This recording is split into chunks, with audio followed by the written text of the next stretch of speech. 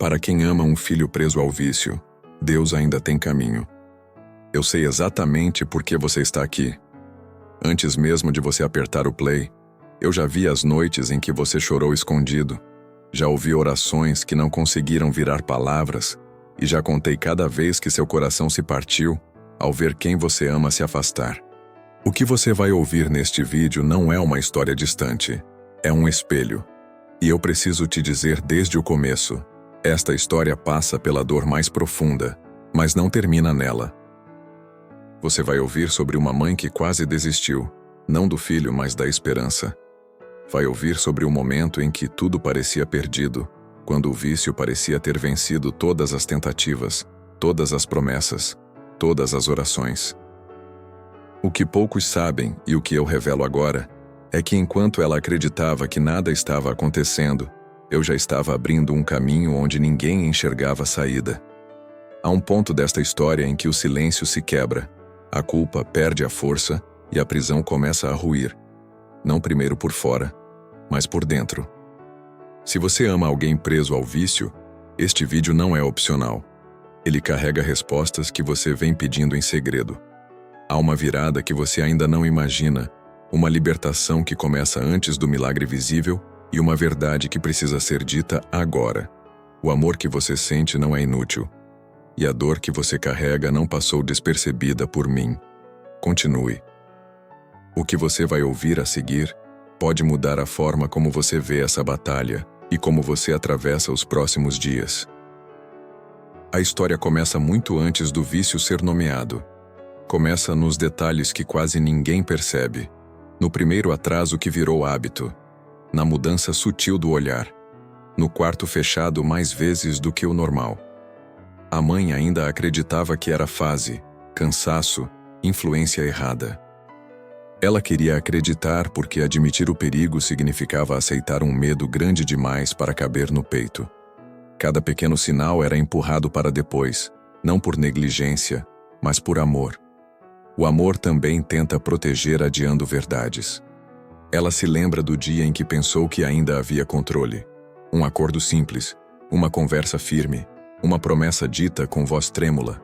Ela acreditou naquela promessa porque precisava acreditar. Era isso ou admitir que não sabia mais como salvar o próprio filho. O coração dela começou a viver em alerta constante. Qualquer barulho à noite virava susto. Qualquer silêncio longo virava pânico. O telefone passou a ser uma ameaça. Quando tocava, o corpo inteiro congelava, esperando a notícia que ela treinava para suportar, mas nunca estaria pronta para ouvir. O mundo ao redor continuava funcionando. Pessoas riam, planejavam, seguiam com suas vidas. A dela girava em torno de vigiar sinais, esconder lágrimas e manter uma aparência que não denunciasse o caos interno. Ela aprendeu a chorar sem som. Aprendeu a sorrir em público e desmoronar sozinha. A culpa começou a se infiltrar como veneno lento. Onde foi que errei? O que eu não vi? O que eu fiz demais? O que eu fiz de menos? Cada lembrança da infância do filho virava acusação. Cada foto antiga parecia perguntar quando tudo saiu do controle. Ela tentou ajuda. Conversas difíceis. Conselhos que machucavam mais do que ajudavam. Frases prontas que não cabiam na realidade dela. Houve dias de esperança intensa e quedas ainda mais dolorosas. A sensação de estar lutando contra algo invisível, forte e imprevisível começou a consumir suas forças. Mesmo assim, ela continuou acordando todos os dias, porque amar um filho não permite desistência, mesmo quando o corpo pede pausa. É aqui que essa história prende quem ouve, porque não fala apenas de vício, fala de exaustão emocional, fala de amar alguém enquanto se perde aos poucos, fala de chegar a um ponto em que a pergunta já não é mais quando tudo vai se resolver, mas se ainda existe algum caminho que não tenha sido tentado. É exatamente nesse ponto, quando a esperança parece frágil demais para se sustentar sozinha, que algo começa a se mover de forma silenciosa. E o que acontece a seguir não surge como milagre imediato, mas como um choque de realidade que muda tudo. Agora prepare-se para ouvir a história real dessa mãe que tanto ama seu filho. Eu nunca imaginei que viveria algo assim. Nunca passou pela minha cabeça que eu estaria, um dia, tentando explicar para outras pessoas o que é amar um filho e, ao mesmo tempo, sentir que ele está escorrendo pelos meus dedos. Quando tudo começou, eu nem chamava de vício. Eu chamava de fase, de confusão, de influência errada. Eu fazia isso porque admitir a verdade doía demais. Enquanto eu dava outros nomes, eu conseguia respirar. Quando eu chamasse pelo nome certo, eu teria que encarar o medo de frente. Eu lembro do meu filho antes de tudo isso. Lembro do riso fácil, das conversas bobas, da forma como ele entrava em casa contando qualquer coisa do dia. Essas lembranças viraram um lugar perigoso para mim, porque quanto mais eu lembrava de quem ele foi, mais eu sofria por quem ele estava se tornando. Era como se eu tivesse duas versões dele dentro da minha cabeça, e eu não soubesse mais com qual delas estava falando. No começo, eu acreditava que bastava conversar. Eu sentava, explicava, alertava, implorava. Eu dizia que aquilo ia acabar com a vida dele, com os sonhos, com o futuro. Ele me olhava, concordava, prometia. E eu escolhia acreditar. Porque acreditar era mais suportável do que aceitar que eu não tinha controle nenhum sobre aquilo. Cada promessa era como um remendo no meu coração. Durava pouco, mas eu me agarrava a ele como se fosse definitivo. As recaídas foram me ensinando algo cruel. Elas vinham sempre quando eu começava a respirar aliviada. Quando eu achava que agora ia. Quando eu permitia que a esperança se acomodasse um pouco. E toda vez que ele caía de novo, eu sentia que caía junto. Não era só decepção. Era uma mistura de medo, raiva, culpa e um amor tão grande que doía fisicamente. Teve dias em que meu peito apertava de um jeito que eu achava que não ia aguentar. Eu comecei a viver em função disso. Meu humor dependia dele. Se ele estava bem, eu ficava bem. Se ele estava mal, eu afundava. Eu me tornei vigilante da própria casa. Dormia pouco. Comia mal. Pensava o tempo todo em cenários que eu preferia nunca imaginar. Eu desenvolvi o hábito de checar se ele estava respirando quando chegava tarde ou quando dormia demais. Isso parece exagero para quem nunca viveu, mas para mim era sobrevivência. Teve uma fase em que eu me tornei controladora. Eu queria saber onde ele ia, com quem falava, o que fazia. Eu vasculhava coisas escondidas e depois me odiava por isso. Me odiava por invadir, mas me odiava mais ainda por não encontrar nada e continuar desconfiando. O vício não destrói só quem usa. Ele vai corroendo todo mundo ao redor. Vai transformando a casa em um campo minado, onde qualquer palavra pode virar explosão. As pessoas ao redor nem sempre ajudam. Algumas falam demais, outras se afastam. Tem quem julgue, tem quem minimize. Eu ouvi frases que me machucaram profundamente, ditas como se fossem ajuda, que era falta de pulso firme, que era culpa da criação, que era escolha dele e pronto. Pouca gente entende que uma mãe não desliga o amor, que a gente não escolhe sentir menos para sobreviver. A gente só aprende a engolir o choro para continuar funcionando. Eu me lembro de um dia específico em que tudo pareceu desabar de vez. Eu estava sozinha em casa, sentei no chão da sala e chorei como há muito tempo não chorava. Chorei alto, sem me preocupar se alguém ouviria. Foi ali que eu pensei que talvez eu não aguentasse mais muito tempo daquele jeito. Não porque eu deixaria de amar meu filho, mas porque eu estava me perdendo completamente. Eu já não sabia mais quem eu era fora daquela dor. Foi nesse ponto que eu percebi algo assustador. Eu estava tentando salvar meu filho a qualquer custo, mas estava me destruindo no processo. Eu achava que, se eu relaxasse, algo terrível aconteceria. Que se eu não estivesse alerta o tempo todo, eu seria culpada pelo pior. Eu carregava um peso que não era só meu. Um peso que nenhuma mãe deveria carregar sozinha. Eu comecei a questionar tudo. Minhas atitudes, minhas palavras, minha fé. Eu me perguntava onde Deus estava em tudo isso. Porque eu orava, eu pedia, eu implorava e nada parecia mudar. E ao mesmo tempo, eu sentia culpa até por questionar. Era como se eu estivesse presa em um ciclo de cobrança infinita, sem saída visível. Teve um dia em que algo mudou dentro de mim. Não foi um milagre externo, foi interno. Eu estava no carro, sozinha, e simplesmente não consegui mais segurar. Eu falei em voz alta que não dava mais, que eu tinha chegado ao meu limite, que eu amava meu filho, mas não sabia mais como ajudá-lo. Aquilo não foi uma oração bonita. Foi um grito, um pedido cru, um reconhecimento de impotência. Depois desse dia, eu comecei a entender que soltar o controle não era abandonar, era reconhecer limites. Eu comecei a aprender aos poucos que eu não podia viver a vida por ele, que eu não podia escolher por ele, que eu não podia sofrer por ele o tempo todo. Isso foi assustador, porque parecia que eu estava desistindo, mas não era isso. Eu estava aprendendo a sobreviver sem deixar de amar. Eu passei a estabelecer limites, e isso doeu. Doeu dizer não. Doeu não acobertar. Doeu deixar que ele enfrentasse consequências. Mas também doeu perceber que eu estava recuperando partes de mim que tinham desaparecido. Eu voltei a respirar melhor. Voltei a dormir um pouco mais. Voltei a lembrar que eu também existia além daquela batalha. Enquanto eu mudava por dentro, coisas estranhas começaram a acontecer. Pessoas surgiram. Conversas que antes não existiam começaram a acontecer. O processo dele não foi linear. Houve avanços e quedas, houve esperança e frustração. Mas pela primeira vez, eu senti que algo maior estava em movimento. Não de forma rápida, não do jeito que eu idealizava, mas real. Hoje, quando eu olho para trás, eu entendo que essa história não é só sobre o vício do meu filho. É sobre o limite do amor humano e a necessidade de algo além. É sobre aprender que amar não significa se anular completamente. É sobre aceitar que existem batalhas que não vencemos sozinhos.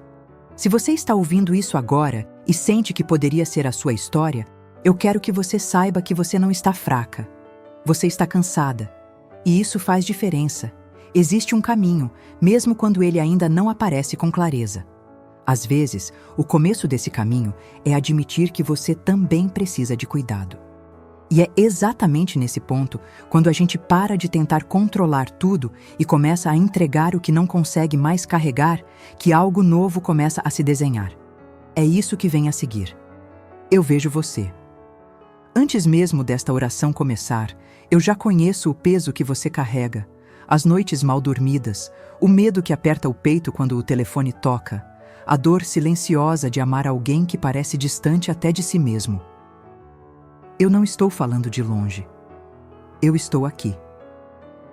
Eu entro agora nesta história não como espectador, mas como aquele que tem autoridade sobre aquilo que te prende, sobre aquilo que prende quem você ama e sobre tudo o que tentou roubar a sua esperança. Não com pressa, não com defesa, ouça com o coração aberto. Pai, eu te apresento esta vida que me escuta. Tu conheces cada lágrima que caiu no escuro, cada oração que não conseguiu virar palavra, cada pedido feito no desespero. Tu conheces o nome do filho, da filha, do familiar que está preso a esse ciclo que destrói, engana e consome. Nada disso te surpreende. Nada disso te escapou. Eu repreendo agora toda a força que age para escravizar, confundir e destruir. Tudo aquilo que alimenta o vício, tudo aquilo que fortalece a dependência, tudo aquilo que gera mentira, negação e fuga, eu ordeno que perca o domínio. Aquilo que se infiltrou como consolo falso, como alívio temporário, como saída ilusória, não tem mais autoridade absoluta. O que foi construído sobre dor, vazio e desespero começa a ruir. Pai, entra onde ninguém mais consegue entrar. Entra na mente cansada, no corpo fragilizado, no coração endurecido pela culpa. Onde houve trauma, leva a luz. Onde houve rejeição, leva a identidade. Onde houve abandono, leva a presença. Que toda raiz que sustenta esse aprisionamento seja exposta e arrancada. Não apenas o efeito visível, mas a origem escondida. Eu declaro agora que essa vida não é definida pelo vício, não é definida pelos erros, não é definida pelas recaídas. Existe um nome maior, uma identidade maior, um propósito que não foi cancelado. O que parecia perdido não está fora do alcance. O que parecia morto não está fora do tempo. O que parecia sem solução não está fora do teu poder. Pai, fortalece agora quem ama e sofre. A mãe que se culpa, o pai que se cala. A família que se fragmenta em silêncio. Retira o peso que não pertence a eles.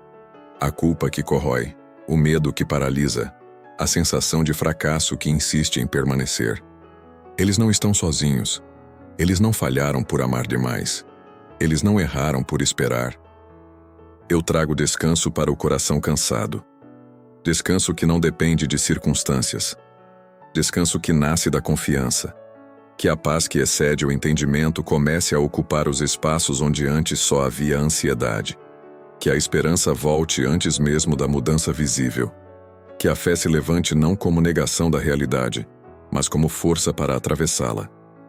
Agora, eu toco aquele que está preso. Onde houver resistência, eu quebro. Onde houver negação, eu trago consciência. Onde houver orgulho, eu trago humildade. Onde houver desespero, eu trago desejo de viver. Que os olhos se abram, que o coração se amoleça, que a coragem para pedir ajuda nasça, que o primeiro passo seja dado, mesmo com medo. Pai, guarda esta casa, guarda esta família, guarda as decisões que serão tomadas a partir de agora. Fecha portas que levam à destruição. Abre caminhos que conduzem à restauração. Coloca pessoas certas, palavras certas, oportunidades certas no tempo certo. Que o processo seja sustentado, mesmo quando não for rápido. Que a perseverança não falte. Eu declaro que esta história não termina no vício, não termina na dor, não termina no medo. Existe continuidade, existe reconstrução, existe um depois que ainda não foi visto, mas já está sendo preparado. Quem escuta esta oração não está ouvindo por acaso. Existe um mover começando agora, invisível aos olhos, mas real no espírito. Permaneça, respire, confie. Eu estou aqui, e eu continuo caminhando com você. Permaneça mais um pouco. Não feche este momento como se fosse apenas o fim de um vídeo. O que começou aqui não termina quando o som acaba. Há sementes sendo plantadas enquanto você ouve, e algumas delas precisam de tempo, silêncio e repetição para criar raiz. Voltar não é sinal de fraqueza. Voltar é sinal de quem entendeu que a caminhada não é solitária. Quando você retorna para ouvir outra história, outra oração, outra palavra, você não está apenas consumindo conteúdo. Você está se lembrando de quem você é, do que ainda pode ser restaurado e de que a sua dor tem lugar diante de Deus. Cada história de superação que você escuta fortalece a sua fé para atravessar o seu próprio processo. Cada oração que você acompanha reforça aquilo que já começou a se mover dentro de você. Não se cobre respostas imediatas. Algumas libertações acontecem em etapas. Algumas curas caminham no ritmo da alma. Voltar aqui é permitir que a esperança seja renovada mais de uma vez, que a fé seja alimentada continuamente, que o coração não endureça no meio do caminho. Há pessoas que venceram batalhas profundas porque decidiram permanecer, ouvir novamente, orar novamente, confiar novamente. Se hoje você ainda está cansado, volte amanhã. Se hoje a dor ainda pesa, volte quando puder. Este é um espaço de recomeço, não de cobrança. Um lugar onde histórias reais lembram que a superação existe e orações sinceras sustentam quem está no processo. Permaneça conosco, retorne, continue ouvindo, continue acreditando. Você não caminha sozinho.